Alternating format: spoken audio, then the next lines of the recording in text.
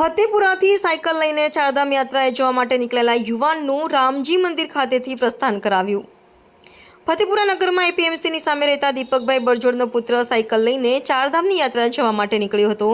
ત્યારે ફતેપુરા રામજી મંદિર ખાતે તેનું ભવ્ય સ્વાગત કરી પ્રસ્થાન કરાવ્યું હતું.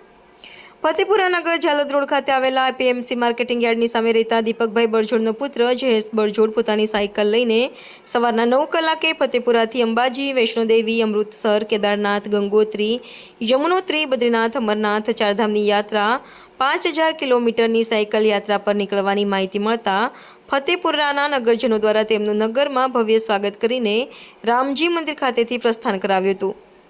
પ્રસ્થાન કરાવતી વેળાએ મોટી સંખ્યામાં લોકો ઉપસ્થિત રહીને હર હર મહાદેવ, બમ બમ ભોલે જેવા નાદ સાથે ભક્તિમય વાતાવરણ સાથે વિદાય કરવામાં આવી હતી.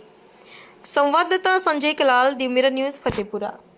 હાય, હું છું ક્રુઝિન સિંઘાનિયા. આપની આસપાસના સત્ય સમાચાર જાણવા માટે જોતા રહો દીવ મિરર ન્યૂઝ અને હા, લાઈક અને સબસ્ક્રાઇબ કરવાનું ભૂલતા નહીં. Thank you.